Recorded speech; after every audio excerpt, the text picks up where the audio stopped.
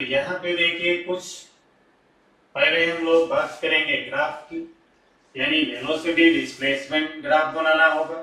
Displacement time graph भी होंगे, velocity time graph होगा, समझ गए, एक्सेलरेशन टाइम ग्राफ भी होगा। बहुत सारी चीजें डिस्कस करनी है, तो बेसिक आइडिया लेते हैं हम लोग इनके ग्राफ का। अब ग्राफ की अगर बात करें यहाँ पे, तो ग्राफ देखिए पहले लिखा हुआ है स्ट्रेट लाइन।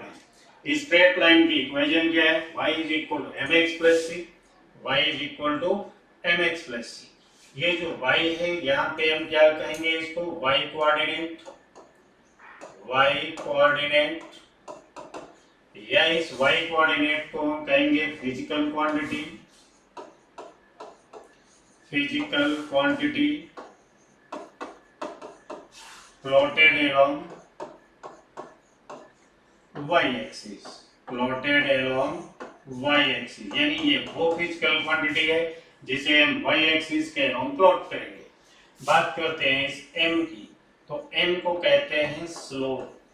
स्लोप का मतलब यहाँ पे कैलकुलेट क्या करेंगे हम लोग? tan थीटा, और जो थीटा होगा उसे हम मेजर करेंगे, measured from x axis, measured from x axis और एंटी क्लॉकवाइज, एंटी क्लॉकवाइज, यानी m जो लिखा हुआ है उसे क्या है? Slope of the line. Slope of line को हम क्या समझ सकते हैं? tan theta. tan थीटा में जो थीटा होगा कहां से मेजर करेंगे? x एक्सिस से, और वो भी एंटी क्लॉकवाइज मेजर करेंगे। अगर ये थीटा लेस देन 90 होगा it means m positive, theta more than 90 होगा इट मींस m क्या होगा? नेगेटिव। बात करते हैं यहाँ पे x की, तो x क्या है? कहेंगे ये x कोऑर्डिनेट है, x कोऑर्डिनेट, या हम कह सकते हैं physical quantity, physical quantity plotted along x axis, यानी ये वो फिजिकल क्वांटिटी होगी जिसे हम x एक्सिस के अलोंग प्लॉट करेंगे। अब यहाँ पे एक चीज बच गया है जिसको कह रहे हैं c। c क्या होता है? इंटरसेप्ट। इंटरसेप्ट, इंटरसेप्ट क्या होगा? कहेंगे ये डिस्टेंस होगी measured from origin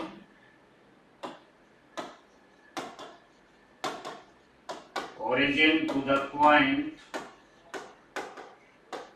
where line cut y axis, यानी सारे टर्म हम लोग यहाँ पे समझ गए। y क्या चीज है? कहेंगे ये y कोऑर्डिनेट होगा, या वो फिजिकल क्वांटिटी होगी जिसे हम y एक्सिस के अलोंग प्लॉट करेंगे। बात किया जाए यहाँ पे m की, m क्या होगा? कहेंगे ये लाइन का स्लोप होगा, लाइन का स्लोप होगा, यानी कैलकुलेट क्या करेंगे हम यहाँ पे? tan theta. थीटा अगर लेस देन नेगेटिव होगा m पॉजिटिव होगा, थीटा मोर देन 90 डिग्री होगा m नेगेटिव होगा। Theta less than 90 m positive, theta more than 90 m negative होगा। बात करते हैं x की, x क्या है? x कोऑर्डिनेट है, या वो फिजिकल क्वांटिटी होगी जिसे हम x एक्सिस के अलोंग प्लॉट करेंगे, ठीक है भाई। और ये जो c दिख रहा है इसको पढ़ते इंटरसेप्ट है। इंटरसेप्ट क्या होता है? डिस्टेंस। कहां से मेजर करेंगे? कहेंगे ओरिजिन से मेजर करेंगे, और उस पॉइंट तक मेजर करेंगे जहां पे ये स्ट्रेट लाइन y एक्सिस को कट कर रही होगी, समझ गए भाई। तो ये जो y is equal to mx plus c है, ये जनरल फार्मूला है स्ट्रेट लाइन का, यानी यहाँ पे ग्राफ कैसा बनेगा? स्ट्रेट लाइन होगा। इतना क्लियर हो गया? तो आगे देखते हैं फिर हम लोग। अब आगे देखने के लिए देखिए हमने इधर तो बना दिया भाई x एक्सिस, यहाँ पे बना ली हमने y एक्सिस, और एक लाइन इस तरीके से हमने बना दी। अब ये लाइन जो बन करके तैयार हुई, इसमें हम x एक्सिस से एंटी क्लॉकवाइज एंगल मेजर करते, तो एंगल यहाँ पे क्या हो गया? लेस देन 90, यानी इसका जो स्लोप है वो पॉजिटिव होगा। इतनी सी डिस्टेंस की अगर बात किया जाए ओरिजिन से मेजर कर रहे हैं, ये स्ट्रेट लाइन है, इसने वाई एक्सिस को कहां पे कट किया है, इस पॉइंट पे कट किया है, तो ओरिजिन से यहां तक जो भी डिस्टेंस है इसी डिस्टेंस को हम लोग सी कहेंगे, और ये सी भी यहाँ पे कैसा होगा, पॉजिटिव होगा। तो ये जो यहाँ एक लाइन बनकर के तैयार हुई, यही है y is equal to M X plus C. अब थोड़ा सा और चेंज करते हैं हम लोग, यानी इधर हमने फिर से बना दिया x एक्सिस, इधर की तरफ बना ली हमने y एक्सिस, और इस बार जो लाइन बनाई वो ये होगी। अब ऐसी लाइन जब हमने बना दी तो देखिए x एक्सिस से एंटी क्लॉकवाइज एंगल मेजर करते, तो ये एंगल क्या है, मोर देन 90 डिग्री, यानी m कैसा होना चाहिए, नेगेटिव। बट ओरिजिन से इस लाइन जहां कट कर रही है, इतनी सी डिस्टेंस को अगर हम मेजर करते हैं तो इसे क्या कहेंगे, इंटरसेप्ट, और ये इंटरसेप्ट अभी भी कैसा है, पॉजिटिव। मतलब यहाँ ये जो लाइन बनी हुई है, इस लाइन की इक्वेशन क्या होना चाहिए था, तो हम कहते हैं y is equal to minus M X plus C, यानी y is equal to minus M X plus C, straight line होगा, फर्स्ट क्वाड्रेंट में होगा, स्लोप इसका मोर देन 90 डिग्री, यानी m कैसा होगा, नेगेटिव होगा। कितना क्लियर हो गया? अब इतनी बातें क्लियर हैं तो फिर देखते हैं हम लोग, फिर से हमने यहाँ पे एक एक्सिस बनाई, x एक्सिस, ये बना दी हमने y एक्सिस, और एक लाइन इस तरीके से ड्रॉ कर दी। अब इस लाइन की अगर बात किया जाए तो ये एंगल क्या हो गया भाई, थीटा, और थीटा कैसा है, लेस देन 90, यानी यहाँ पर भी m कैसा होगा, पॉजिटिव होगा, क्योंकि एंगल कहाँ से मेजर करते हैं, x एक्सिस से एंटी क्लॉकवाइज। ये डिस्टेंस हो गई भाई इंटरसेप्ट, और ये इंटरसेप्ट इस बार कैसा हो गया, नेगेटिव हो गया। मतलब ये जो लाइन है इसकी इक्वेशन होना चाहिए था mx माइनस सी, mx माइनस सी। अब अगर फिर से हम यही काम करें, यानी इधर बने x एक्सिस, ये होगी y एक्सिस, और एक लाइन हमने ऐसी ड्रॉ कर दी। कहां पे ड्रॉ किया हमने, थर्ड क्वाड्रेंट में। तो आप देखिए अगर x एक्सिस से ये एंगल मेजर करें तो ये एंगल होगा मोर देन 90 डिग्री, m कैसा होगा, पॉजिटिव होगा। इंटरसेप्ट की बात कर लें, इंटरसेप्ट भी कैसा हो गया, नेगेटिव हो गया। मतलब यहाँ पे ये जो लाइन लिखी हुई है वो क्या है, कहेंगे ये तो माइनस एम एक्स है, माइनस सी है। यानी ये जो स्ट्रेट लाइन अभी अभी हम लोगों ने देखा, इसमें चार ग्राफ हो सकते हैं, y is equal M X plus C, y is equal minus M X plus C, y is equal to M X minus C, and y is equal to minus M X minus C. ये चार graph होंगे जो अभी अभी हम लोगों ने देखे। इसके अलावा अगर ये इंटरसेप्ट जीरो होता है, इंटरसेप्ट जीरो होता है, इंटरसेप्ट गिवन नहीं है, इट मींस लाइन जो है हमारी पास होगी ओरिजिन से।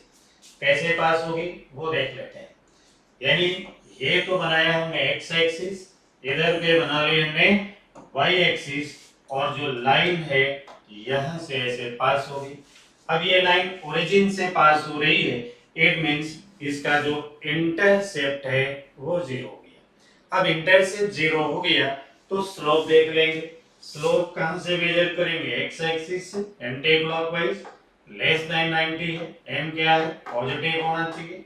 पॉजिटिव है, इट मींस ये जो लाइन है इसकी इक्वेशन क्या होगी, y is equal to mx, y is equal to mx होगी। अब बात करते हैं यहाँ पे, ये बनाया हमने x और y एक्सिस, और एक लाइन हमने ऐसे ड्रॉ कर दी, ये y एक्सिस हो गया और ये हो गई x एक्सिस, और लाइन हमने यहाँ ओरिजिन से ऐसे पास करा दी, तो ये लाइन हो गई। अब ये लाइन देखिए x एक्सिस से कितना सा एंगल बना रही है, थीटा, और ये थीटा क्या है, मोर देन 90 डिग्री, तो यहाँ पे m कैसा होगा, नेगेटिव। लाइन पास हो रही है ओरिजिन से, ओरिजिन से पास हो रही है, इट मींस इंटरसेप्ट क्या होगा, इसका जीरो होगा। इंटरसेप्ट जीरो, तो फिर इस लाइन की जो इक्वेशन है वो होना चाहिए माइनस एम एक्स। समझ गए? तो y is equal minus M X होगा। इक्वेशन क्या होगी, स्ट्रेट लाइन कहां से पास होगी, ओरिजिन से, स्लोप कैसा होगा, नेगेटिव होगा। अब इतनी बातें समझ में आ गई होंगी। चलिए फिर थोड़ी सी बात करते हैं कि इन ग्राफ को हम फिजिक्स में कैसे बनाएंगे। तो फिजिक्स में इन्हें प्लॉट करने के लिए अभी हमने आपको एक इक्वेशन बताई थी, v is equal to U plus A T. हम चाहें तो इसको ऐसे अरेंज कर लें, ए टी प्लस यू। अब अपनी इस इक्वेशन के साथ अगर कंपेयर करें तो ये हो गया y, a क्या हो गया m हो गया, t क्या हो गया x हो गया और u क्या है यहाँ पे c। यानी अगर हम वेलोसिटी टाइम ग्राफ बनाना चाहते हैं, वेलोसिटी टाइम ग्राफ, तो ये टाइम होना चाहिए, इधर वेलोसिटी होगी। अब इसका अगर हम ग्राफ बनाए तो ये ग्राफ कैसा होगा, तो ग्राफ तो हम यहाँ से इतना सा बनाएंगे। अब देखिए आप सोच रहे होंगे कि y is equal to mx plus c का ग्राफ तो इतना सा था पूरा, तो यहाँ पे हम इस लाइन को प्लॉट नहीं करेंगे।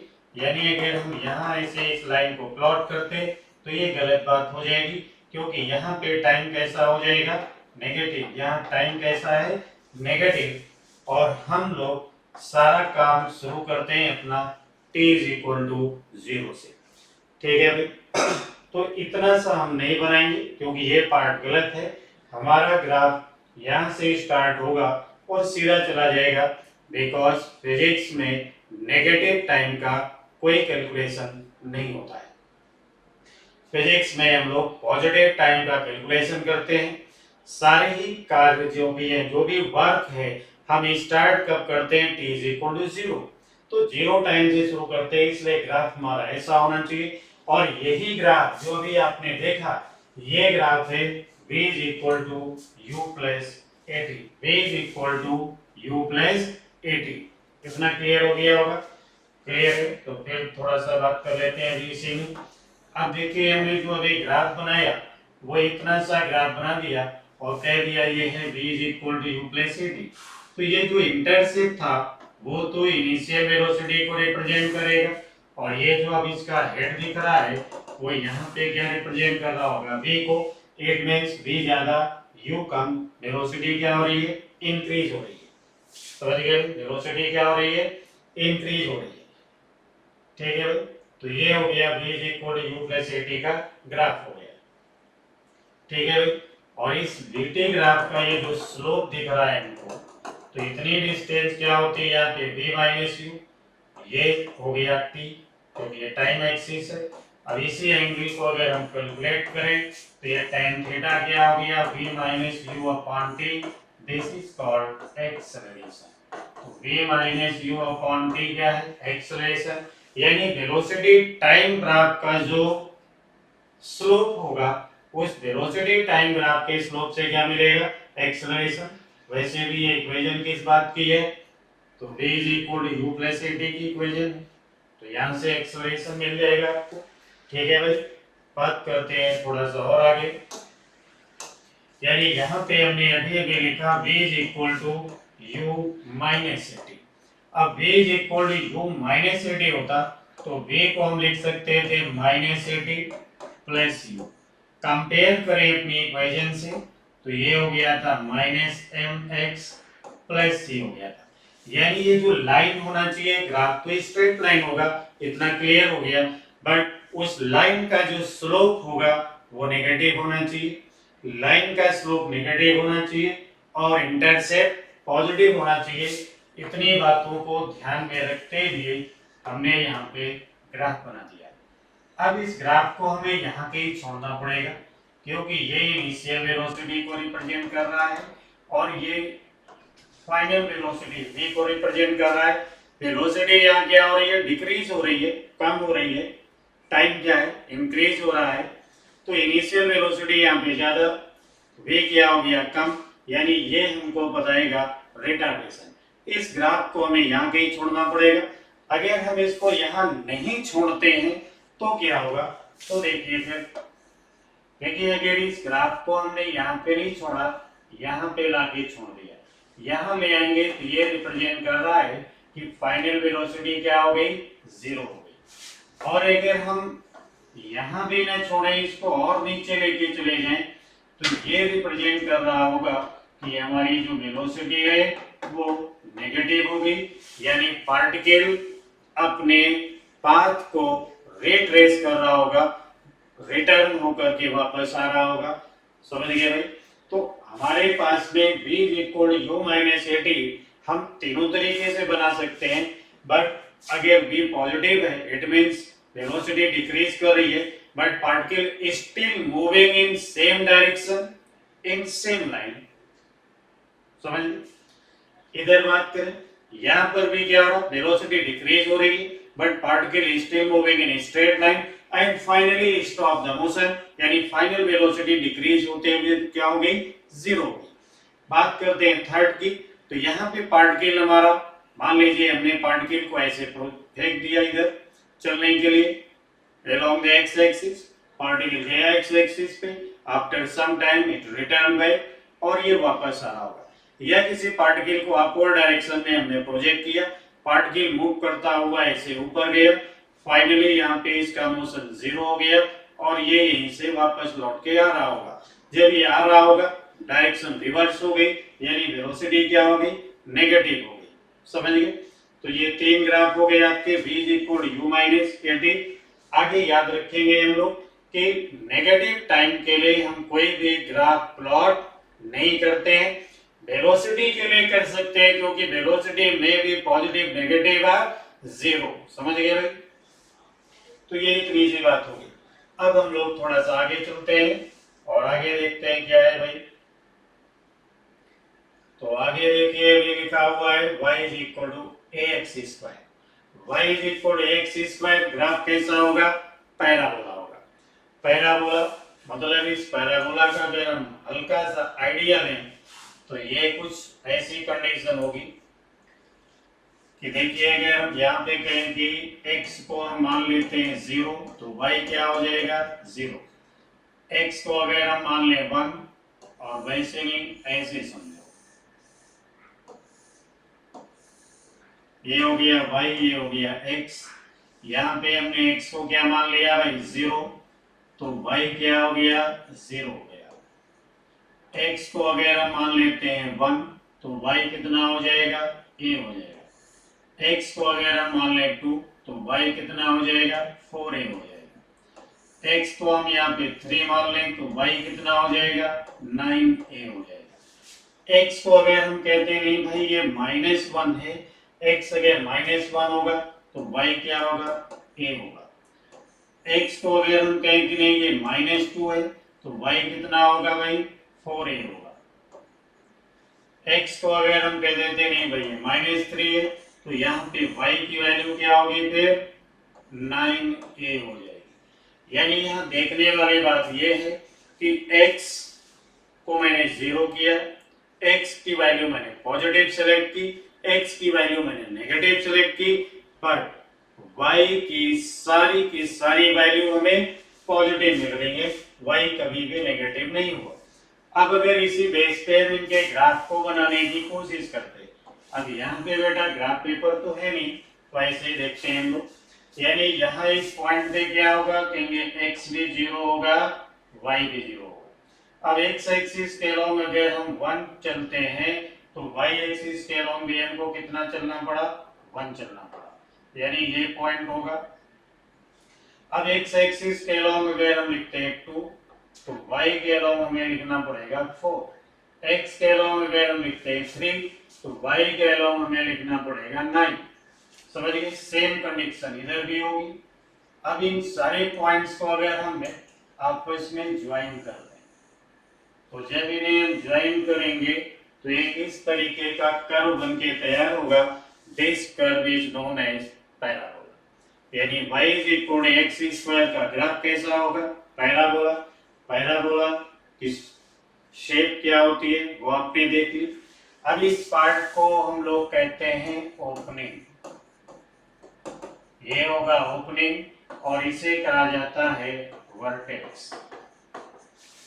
तो ये ओपनिंग हो गया और ये क्या हो गया, वर्टेक्स हो गया। इतनी बातें क्लियर हो गई तो फिर हम लोग आगे इसी में कुछ डिस्कस करते हैं। यानी ये जो y इक्वल एक्स स्क्वायर है, यहाँ पे ग्राफ जो बनेगा वो पैराबोला होगा।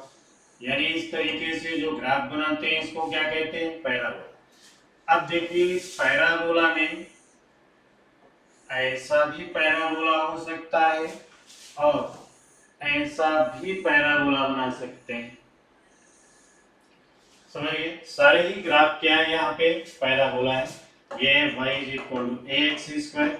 अब y is equal to x square की डिटेल में चलते हैं। यहाँ पे हमने क्या कह दिया कि जो a है वो ग्रेटर देन 1 है। तो जब a होगा ग्रेटर देन 1 तो फिर जो पैराबोला होगा हमारा थोड़ा नैरो हो जाएगा, शार्प हो जाएगा।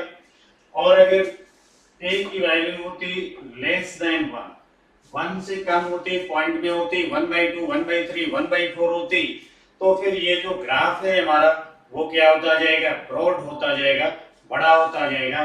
बट सारे ही ग्राफ क्या है, पैराबोला है। ठीक है, फिजिक्स में हम लोगों को केवल ग्राफ की शेप बनानी होती है कि शेप कैसी होगी, बाकी हमें कोई मेजर करना नहीं होता है। ठीक है, कुछ भी मेजरमेंट नहीं होती, जो होती है सब बाई कैलकुलेशन आती है। ठीक है भाई, ग्राफ पेपर पे हमें कोई ग्राफ नहीं प्लॉट करना होता है। तो ये समझ गए, ए ग्रेटर देन 1 और ए लेस देन 1। ए ग्रेटर देन 1 होगा, ग्राफ नैरो हो जाएगा, शार्प हो जाएगा, पतला हो जाएगा। ए लेस देन 1 होगा, ग्राफ हमारा ब्रॉड हो जाएगा, चौड़ा हो जाएगा। ठीक है भाई, मोटा हो जाएगा। तो बस ये फर्क है केवल, y is equal to x square. अब यहीं पे थोड़ी सी और बात करते हैं। देखिए ये पैराबोला क्यों बना, कहेंगे y एक्सिस के ऊपर तो सिंगल पावर लगी हुई है, बट एक्स स्क्वायर पे क्या होगी, डबल पावर। तो ग्राफ क्या होगा, पैराबोला होगा। अब इस पैराबोला के बहुत सारे फॉर्मूले आप लोगों ने पढ़ रखे होंगे। जैसे काइनेटिक एनर्जी लिखते हैं, क्या लिखते हैं, हाफ mv स्क्वायर। और काइनेटिक एनर्जी को क्या लिखते हैं, p स्क्वायर अपॉन 2m। समझ गए भाई। तो अगर इनके हम ग्राफ बना रहे होते तो इनके ग्राफ भी ऐसे बनते। इधर हम क्या लिखते हैं, काइनेटिक एनर्जी, इधर लिखते हैं वेलोसिटी। अब इस ग्राफ को अगर हम कंपेयर करें y is equal to x square से, तो ग्राफ कैसा होगा, पैराबोला होगा। तो ये हो गया graph kinetic energy and velocity का। एग्जैक्टली सेम अगर हम कहें कि ये काइनेटिक एनर्जी है, ये हो गया मोमेंटम, तो इसका भी ग्राफ क्या होगा, पैराबोला, क्योंकि k is equal to P square upon 2m हो गया। और देखिए अगर हम लोग बात करें काइनेटिक पोटेंशियल एनर्जी की, तो स्प्रिंग की पोटेंशियल एनर्जी क्या है यहाँ पे, हाफ के एक्स स्क्वायर। अब पोटेंशियल एनर्जी और x का अगर हम यहाँ ग्राफ बनाते तो ये ग्राफ भी क्या हो जाता, पैराबोला। हाँ, यह सोचने वाली बात है कि हमने सारे ग्राफ हाफ हाफ बनाए हैं, फुल नहीं बनाए। तो ये कोई बहुत बड़ा इश्यू नहीं है। हाँ, कुछ फिजिकल क्वांटिटी पॉजिटिव भी होती है, नेगेटिव भी होती है। अगर ऐसी कोई क्वांटिटी है तो आप बना सकते हैं, अदरवाइज हाफ की प्रैक्टिस कीजिए, ज्यादा अच्छा रहेगा। बहुत सारी फिजिकल क्वांटिटी हैं जो वेक्टर क्वांटिटी है, पॉजिटिव भी होती है, नेगेटिव भी होती है, उनके लिए आप बना सकते हो, कोई प्रॉब्लम नहीं है। ठीक है, अब जैसे यहाँ पे ये मोमेंटम है, मोमेंटम वेक्टर क्वांटिटी है, में भी पॉजिटिव नेगेटिव आर जीरो। तो अगर आप ग्राफ बना रहे थे तो बना देते, क्योंकि काइनेटिक एनर्जी तो हमेशा क्या रहेगी, पॉजिटिव। आप चाहते तो ऐसे बना लेते, कोई प्रॉब्लम नहीं थी। ठीक है भाई, यहाँ पर भी काइनेटिक एनर्जी क्या होगी, पॉजिटिव, वेलोसिटी में भी पॉजिटिव नेगेटिव आर जीरो। चाहते तो आप इसको भी पूरा बना लेते, कोई प्रॉब्लम वाली बात नहीं थी, बट कोशिश कीजिए हाफ की। ठीक है, जब तक आप एक्सपर्ट नहीं हो जाते, प्रैक्टिस कर रहे हैं, आप हाफ बनाते रहिए। जब एक्सपर्ट हो जाएंगे कुछ भी कीजिए, मालिक है आप। ठीक है भाई, तो ये हो गया भाई पैराबोला। और इसी पैराबोला में भी थोड़ा सा और डिस्कस करते हैं। अब जैसे हमने यहाँ पे लिख दिया y is equal to a minus B x square. देखिए ग्राफ तो अभी भी पैराबोला होगा, बट यहाँ पे अगर हम लिखें x इज इक्वल टू 0 तो y की वैल्यू क्या होगी, a। मतलब जो वर्टेक्स बताया था हमने, वो वर्टेक्स क्या होगा, शिफ्ट हो जाएगा। कितनी डिस्टेंस शिफ्ट होगा, a डिस्टेंस शिफ्ट होगा। किधर शिफ्ट होगा, y एक्सिस के अलोंग होगा, क्योंकि x कहाँ पे 0 होगा, ओरिजिन पे। अब अगर इसके ग्राफ की बात करते तो ये जो ग्राफ बनाते हैं हम लोग इस तरीके का बना देते। ये y हो गया, ये x हो गया, यही इतनी डिस्टेंस a है। कभी a मिली हमें जब x को हमने 0 लिखा, तो y की वैल्यू क्या मिल गई, a। यानी ये y कोऑर्डिनेट है इसका, और ये ऐसे ग्राफ बना लेंगे। इतना क्लियर हो गया। अब इतनी बात क्लियर होगी तो फिर से हम लोग देखते हैं कि अगर यहाँ पे होता मान लीजिए y is equal to minus a plus b x square, sorry ये जो ग्राफ है ये गलत हो गया है, यानी y is equal to a plus b x square था जो अभी अभी हमने बनाया, यानी ये ग्राफ ऐसे बनाएंगे और y इज इक्वल क्या हो गया a, x is equal to 0। समझ गया भाई। अब अगर हम लिखते हैं y is equal to minus a plus b x square, यहाँ पे अगर हम x को लिखते हैं 0 तो y इज इक्वल क्या होगा माइनस ए होगा। यानी अगर इस ग्राफ को हम बनाते पैराबोला बनेगा, ऐसा पैराबोला बनाएंगे, यानी अगर इतनी सी ये जो डिस्टेंस हमें दिख रही है ये डिस्टेंस क्या हो गया माइनस से हो गया, यानी वर्टेक्स इसका शिफ्ट हो गया किधर नेगेटिव y एक्सिस पे हो। इतना क्लियर हो गया। फिर हम लोग आगे बात करते हैं भाई। अगर यहाँ पे होता y is equal to a minus B x square, अब a minus B x square यानी एक्स स्क्वायर वाला टर्म कैसा हो गया नेगेटिव, तो इसकी जो ओपनिंग है वो ओपनिंग हो जाएगी डाउनवर्ड, ओपनिंग किधर हो जाएगी डाउनवर्ड, यानी और x को अगर हम 0 लिखें तो y इज इक्वल क्या है प्लस से, यानी वर्टेक्स इसका शिफ्ट तो होगा बट यहाँ पे जो इसकी ओपनिंग है वो डाउनवर्ड हो जाएगी, यानी ये पैराबोला जो है वो इस तरीके का पैराबोला होगा जिसमें ये इतनी सी डिस्टेंस क्या होगी एक होगी। समझ गए भाई। यानी ये स्क्वायर टर्म से पहले माइनस होगा, ओपनिंग डाउनवर्ड होगी, स्क्वायर टर्म से पहले प्लस होगा तो ओपनिंग अपवर्ड होगी। इतना क्लियर हो गया। इतनी बात क्लियर है तो फिर आगे बढ़ते हैं हम लोग। अब देखिए अगर यहाँ पे लिखा होता y इक्वल माइनस ए माइनस बी एक्स स्क्वायर, अब क्या करते हैं कहेंगे अब तो वर्टेक्स भी नीचे की तरफ शिफ्ट होगा और ओपनिंग भी नीचे की तरफ ही होगी, ये हो गया y इक्वल टू ए। समझ गए। ये इस तरीके का पैराबोला होगा। एक चीज और है भाई, अगर y square is equal to ax हो जाए तब क्या होगा, कहेंगे ग्राफ तो अभी भी पैराबोला ही होगा, ग्राफ अभी भी क्या होगा पैराबोला, इधर y कर दिया इधर x कर दिया, बट ये पैराबोला इस तरीके का होगा क्योंकि जब x स्क्वायर होता है y सिंगल होता है तो ये जो पैराबोला बनता है किधर बनता है y एक्सिस के लो। अब यहाँ पे y स्क्वायर हो गया, x क्या हो गया सिंगल पावर में आ गया, तो जो पैराबोला बनेगा वो किधर बनेगा x एक्सिस के लॉन्ग होगा। इतनी बातें क्लियर हो गई तो फिर हम लोग इधर आ जाते हैं। अब अगर कहीं ऐसे लिखा होता y square is equal minus A x square, कहेंगे ग्राफ तो अभी भी पैराबोला होगा बट अब ये इधर की तरफ पैराबोला होगा। समझ गए ना, क्योंकि जो स्क्वायर सरफेस जो स्क्वायर कोऑर्डिनेट होगा उधर पैराबोला नहीं बनता है, जो सिंगल होगा उस साइड में बनेगा भाई। समझ गए भाई। तो ये क्या लिखा है y is equal to ax, y square is equal to ax, तो जब y is equal to y square is equal to हो गया माइनस ax तो ये ग्राफ बन करके तैयार हो गया। इतनी बात क्लियर हो गई भाई। तो अब यहाँ से हटते हैं हम लोग आगे की तरफ चलते हैं।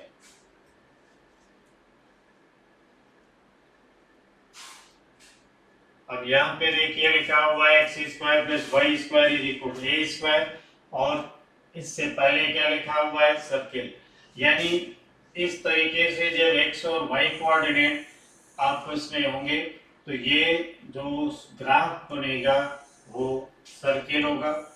क्यों सर्किल होगा, तो यहाँ पे देखिए कोई पार्टिकल है, ये पार्टिकल इस सर्कुलर पाथ पे मूव कर रहा है, तो ये हो गया इसका वाई कोऑर्डिनेट, और ये इतनी डिस्टेंस क्या होगी एक्स कोऑर्डिनेट, और ये जो देख रहे हैं इसकी रेडियस हो गई।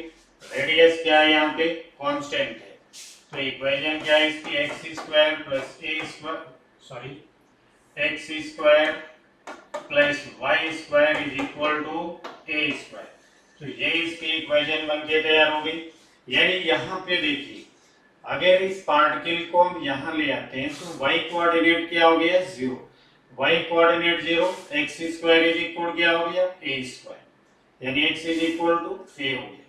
अब जैसे जैसे ऊपर जा रहा होगा x कोऑर्डिनेट कम होता जाएगा, y कोऑर्डिनेट इंक्रीज होता जाएगा, तो x square plus y square की वैल्यू क्या होगी a स्क्वायर, और जैसे ही हाईएस्ट पॉइंट पे टॉप पे होगा तो x कोऑर्डिनेट क्या हो जाएगा 0, but y square is equal to, अब क्या लिखेंगे a स्क्वायर, यानी y is equal to a।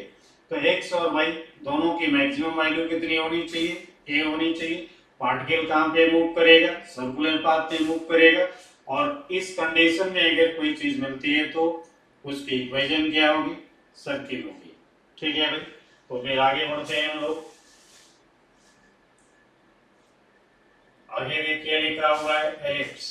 तो एलिप्स जो है,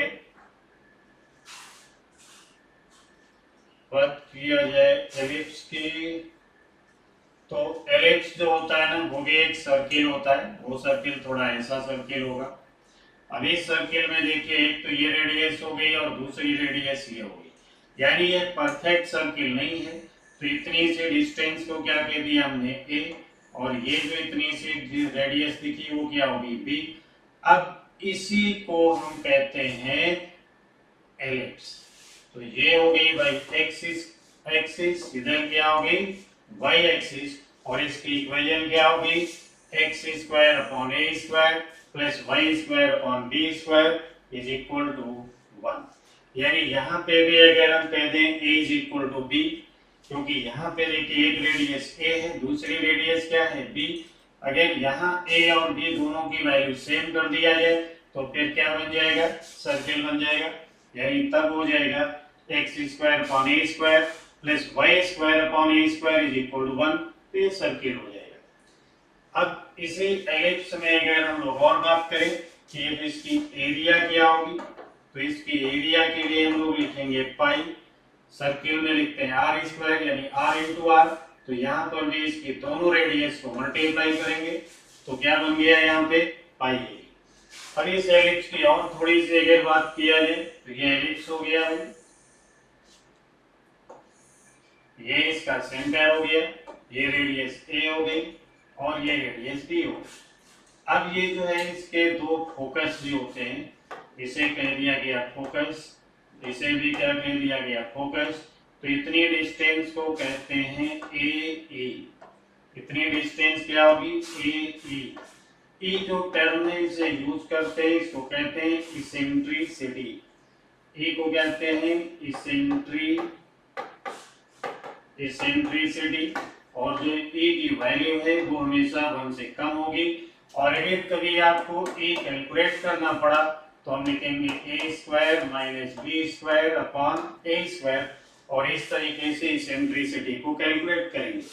इसके फिलहाल तो अभी आपको जरूरत नहीं पड़ेगी, लेकिन जब हम लोग ग्रेविटेशन पढ़ रहे होंगे, ग्रेविटेशन, तो ग्रेविटेशन में हम लोग कहेंगे all the planets are revolving in electrical path but sun is situated at one focus.